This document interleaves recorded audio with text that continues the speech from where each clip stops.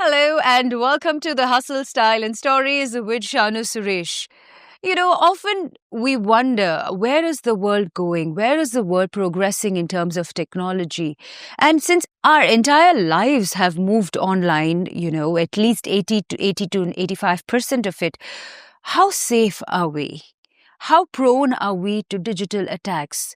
Well, this is a conversation that we are going to have today as more and more organizations and individuals understand the importance of cybersecurity, safety. And here we have a very important company to talk about. This is CyberX, and today we will be in conversation with David Silva, who is the founder and CEO of CyberX, that is an ethical hacking company. Ethical hacking has sort of found a lot of interest in me because you are hacking for the right reasons. And most importantly, what I would love to learn from him and also share with all of you, how can we stay safe online? This is the most important conversation and the answers that we are going to have the discussions around today at Hustle, Style and Stories with Shanu Suresh.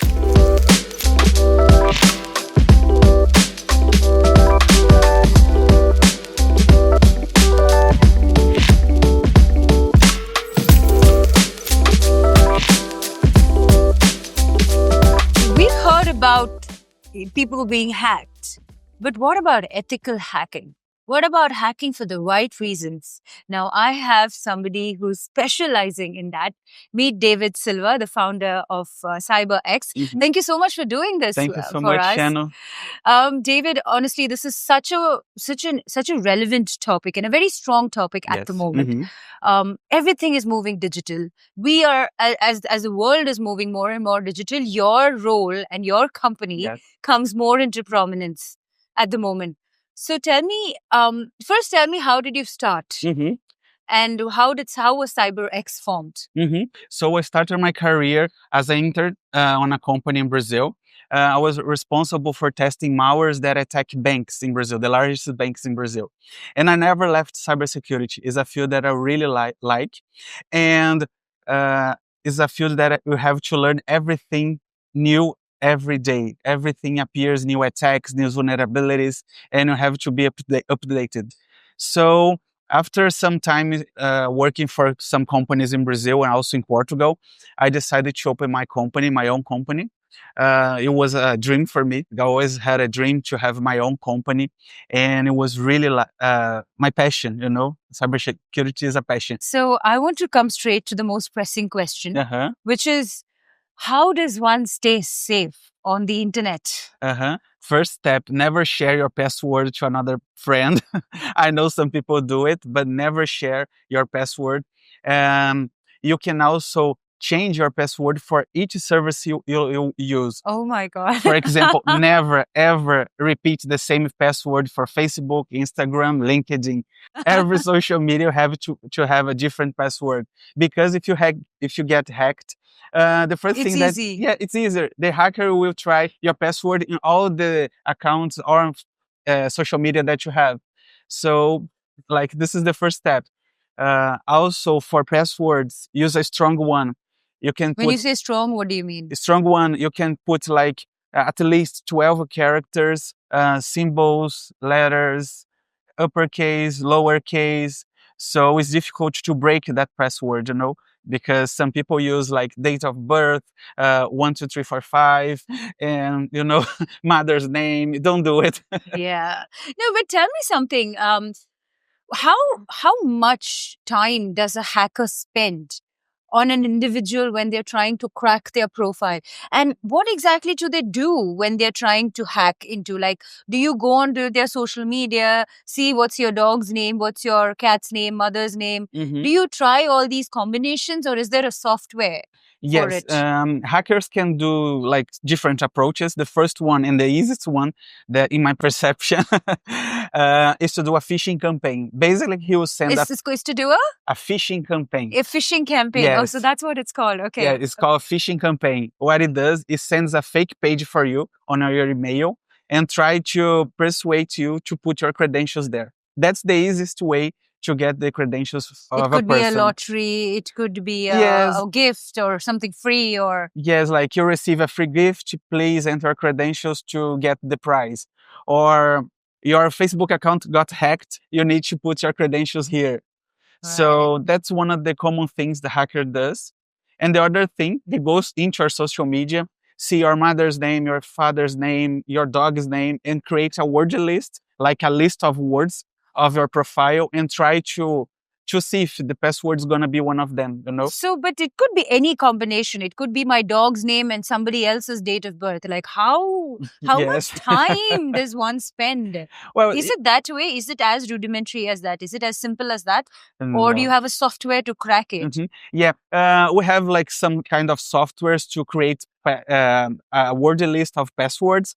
For example, we can put your name, your dad's name, and your dog's name, and the software creates a list of combinations using these names. You know, so can be work or not. My goodness. I'm going to go back right away and change my password after this conversation. All right. So, coming back into, of course, this is what we spoke about on a consumer or a personal level. Talk about a corporation. Mhm. How exactly is ethical hacking, or, like how you like to call it, how exactly is your company coming into the help of the government or larger companies? Mhm. What is your role? Yes. So basically, ethical hacking, you basically hack other companies for good. You find vulnerabilities in their systems so they can be protected against the real cyber attack, you know? So, for example, imagine you have a vulnerability that a hacker can exploit and get inside your systems. So that's what we do, is a proactive way of ensure that you're going to be protected in the future, you know? So that's one of the main difficulties for us, because some companies know that they need to be protected, but they don't do anything. You know, they need some cybersecurity maturity to improve their security. You know. So you're saying most companies today, once you know the game, it's Yes. relatively easier to hack. Yes, depends also of the country. For example, in Portugal, some companies are still giving like baby steps to improve their cybersecurity. But for example, in Brazil, we are years ahead on that, you know? Wow. Yes, some companies will really worry about cybersecurity. But our mission is that to show that cybersecurity is important. There's regulations appearing in Europe, like in NIS2. So some critical sectors, for example, water, energy, they must testing to be secure, you know? So what has been, in your opinion, what has been so far or can be the most difficult thing to hack?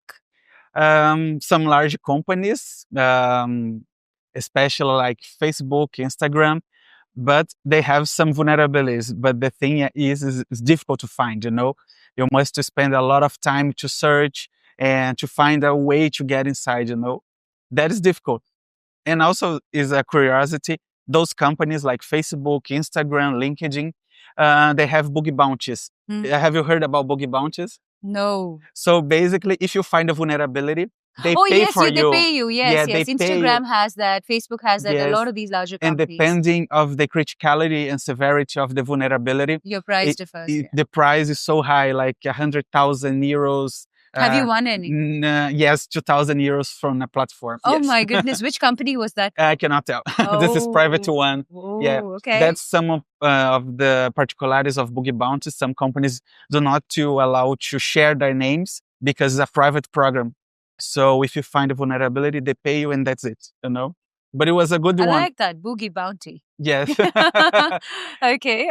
So tell me about this as a business. Mhm. If there could be a lot of individuals like yourself, who are probably watching this, who are great at tech, great at understanding software, great at coding, who would probably also want to take up this route as a profession. Mhm. What do they need to do? In my perspective, the first thing they need to do is understand some concepts in cybersecurity, because cybersecurity is a huge field. You can work in attacking, in defense, so you can analyze fraud, so you can get some certifications. You have certifications for everything in every field you want in cybersecurity. For example, if you want to start in cybersecurity, I recommend CompTIA Security Plus certification. So you're gonna learn everything about cybersecurity concepts. So with that in mind, you can choose your path. If you like more attacking companies, defending companies, fraud. Oh, so companies are divided like that. Yes. Explain that a bit more to us. Yes, we have different concepts in cybersecurity. For example, Red Team is an offensive team. So basically, it attacks the company to find vulnerabilities. That's what we do. We are Red Teaming. Blue Team is responsible for analyzing logs of attacks. So if you attack, your job is to detect us and see if you can block our attacks. So are you saying there are two wings within every company, or every company Yes. is different? Yes, it depends of the company. I already work with just in a company that they have all the teams together, and sometimes it's separated, but normally it's blue team and red team. So each company has a blue team and the red team, Yes. and within the company, they keep the competition alive so that you can find the leaks. Yeah, you can also say it's a competition, like I attack and you defend. defend, but sometimes they are defending for outsiders. A real attacking happening, they must detect it. Oh. That's the funny part. Okay, so how long can you actually spend in front of the computer in one shot? It depends. I already took certifications, like my last one, CPTS. The certification lasts 10 days. You have to hack a lot of machines. And God, if you don't okay. pass, you have to give the report, and then you receive more 10 days to do the exam. So it's around 20 days for just this exam. And like, I was going to sleep at 2 or 3 a.m. and start at 7. You did that for 10 days. Yes. So basically, it's passion. Without being passionate, there's no way that you can take this forward. So talking Yes. about CyberX as a company, have you had any incidents where you have cracked something, or something interesting that you would like to share? Yeah, we have some cases of our clients, like we were able to hack a company using a vulnerability called RCE, remote code execution. So basically, people outside your company could access the server by giving some commands.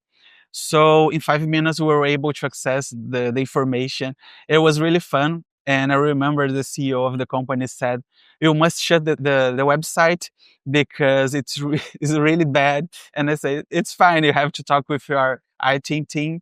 So they closed the website, fixed, and put back again. And I have cases like that. For example, sometimes we have to combine one vulnerability with another to achieve another goal. So that's why it's important to have a real hacker, ethical hacker, to exploit vulnerabilities. Because nowadays we see some companies saying they do automatically pen testing or vulnerability assessments, but you must need a hacker because those tools doesn't have a creative. So you must be a human to do it. Okay. So do you need a lot of devices for this, or is it as simple as probably a laptop, or is it a specific kind of device that you need to have, if you want to take this up seriously? Well, it depends on the test that we're doing. For example, for Wi-Fi, you can test Wi-Fi also. We have a Wi-Fi Pineapple is a machine with a lot of antennas. We can test. Yes, because whenever you go to airports, you always are saying, stop using a public Wi-Fi. Yes. Because there could be hackers around. Tell us about that. Yeah, that's a funny thing because everybody says don't use airport connections and everything. You can use, but you can use a VPN. Yeah. VPN is like But again, a VPN is illegal in most parts of the GCC. Is it illegal? This is new for me. No, see, the thing is, you can use a VPN for protection, but you cannot use a VPN to make calls, to access content across different cities and countries. That's illegal. It's largely I didn't know. fine. Yeah, for us is a little bit different. We can use VPN for protection. VPN for protection is okay. Yeah.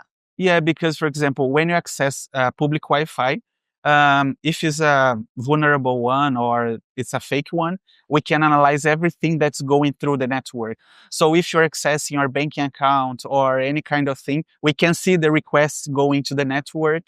And so if I want to access, if I'm on an airport Wi-Fi, so if you've hacked into my system, how can you access my, how can you see the pages I'm following? Mhm. That is, you as a hacker have hacked into my system, and then you have the entire record of that, right? Yes. Okay, so if I use a VPN, of course, my IP address is masked. Yeah, not only the IP, but the information that is going through the server, Yeah, it will not be direct. Yeah, we Okay, cannot it's see in the rerouted. middle. This kind of tech is called man in the middle. The man in the The middle. So there would be any guy sitting in any corner of the airport with a laptop, probably tracking all of this. Okay. Yeah, maybe. I don't know. Okay. I mean, see, that's what the airports want you. It's a Yeah. public place. All right. So you were saying something. Yeah. Yeah, but depends. For example, we have these machines called Wi-Fi Pineapple. We can clone the real Wi-Fi and send the real customers to our Wi-Fi. So if you're accessing any kind of things on our Wi-Fi, we can see passwords and everything you do. My goodness. Yes, and this is one kind of thing that we do for our clients to check if the Wi-Fi is vulnerable to this kind of devices and attacks, Wow. And it's funny when you do it and present to the client. He really, yeah, it's vulnerable. So even it's easy to hack into electronic systems of the houses today, right? Because a lot of people are going digital in terms of electrical lights and electrical because everybody's sharing the local network. Yes. So that's again another danger because you can easily enter alarms and house locks and all of that. Yeah, it's true, especially because those are IoT devices, Internet of Thing devices, and when they are created for in other countries, they do not care about cybersecurity. So probably most of them are vulnerable and it can easily be attacked, So in your house, you can like turn off and turn on the lights. If you had a heater, we can set up the temperature to a higher degree or a lower degree. And what is the kilometer radius that you can access it from the house? It depends. For example, if your device has a public IP, we can access from our own house anywhere. But if it's like a private house, we can have to be near around your house to do this kind of 500 attacks. meters, 100 Yes, 500 meters. It depends because we have different kind of antennas. Yes, we yes. can. Yeah, it depends on the device also. Yeah. That's really scary, The scary thing is that cars are connected to the internet. You can hack the cars and provoke accidents. That's the scary thing. So tell me a bit more about that because now, of course, we know cars like Tesla and all of that are extremely vulnerable in terms of attacks like this. But that's also, is it only limited to certain cars like that? Because a lot of cars can be connected, but not many connect to the internet, but they are relatively safer, right? Yeah. Most of the cars that are connected to the internet, if you're near the car, you can try to exploit some vulnerabilities and do anything at the car. Yesterday, I was talking with a guy that he hacked a bus that was connected to the internet. And then he was able to turn on and turn off the lights, make the speed of the bus. And in Las Vegas, there's a famous event called DEFCON. Yeah, DEFCON. They have like Tesla cars and other brands that you are there, you can try to hack the cars. And if you get hacked, you receive a prize, So that is so the internet scary. is dangerous. If you must be protected, and that's why we're here to help people. So CyberX as a company will take care of all of that, Yes. right? But okay, so of course not everybody has access to your company. What can they do to be protected? Pay attention everything that arrives at your email. Always check the header of the email. If you have check the email address. The email address. Very important. Yes, yeah. Because sometimes hackers try to make some mental triggers so you can get worried, like your account got hacked. What are you gonna do? Of course, you're gonna try to change your password. Yeah. That's the obvious thing. So you're gonna change the password, but always check the header. For more advanced users, you can check where the email came from, But that's cybersecurity. You have to be aware of everything. There's some different kind of attacks. For example, we go in front of our company and leave some pen drivers around the floor. Some people get the pen driver, plug their computer. They infect the whole company with ransomware. Yeah, this kind of attack. It's so easy to attack. Yeah. Because you're focused on people. People are the most fragile things on cybersecurity, on the chain of cybersecurity. Okay, so be careful of who is near your house, who has Yes. access. Be careful of the cars you drive. Be careful of not sticking random pen drives into your Yes, system. never. Be careful of not putting the same password across all devices. Yes. What do we do? Yeah, Like, that's cyber. okay, And this. especially now with the AI era, we have to be worried because the attacks are getting more complex and dynamics.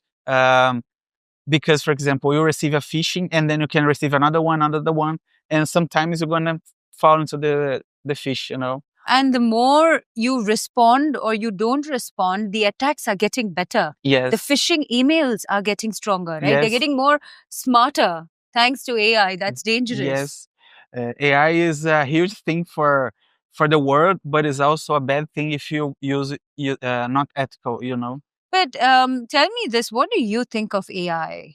AI can help us a lot to automate some attacks, of course. But as I said, it's just complement our work. It's never going to substitute a real ethical hacker, because AI doesn't have a creative yet for now. Maybe in the future. But we need them to create scripts and automate some tasks for us.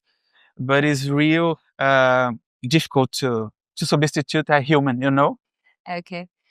All right, David, this has been truly a very insightful conversation because now I have so many things to be worried about. Thank you for that. Thank you. Honestly, thank you for this because I think the generation now needs to know how to be careful and how to protect yourself in times of a highly fast-paced digital environment that we are living in at the moment, and it's only increasing. Yes. So thank you very much, and I wish you all the very best with CyberX. I'm sure, and I pray from the bottom of my heart, you become a unicorn. Thank you like so how much. we say it in Arabic, inshallah. Inshallah. Right? Thank you so much. All right, thank you, David. Thank you. This has been truly Appreciate it. wonderful. Thank yes, you. do you have anything else to say to our audience before we go? Just pay attention what you receive on email. And another thing that I forgot to mention, turn on your MFA when you access like Facebook, Instagram. Never trust only your password. You receive a SMS or authentication app to access your accounts. This is a complex thing for hacker to break. So use MFA or two-factor authentication. Okay, all right. Thank you very much. Thank you. All the best Thank to you. you. Appreciate it. Keep you watching Hustle, Style, and Stories with Shanu.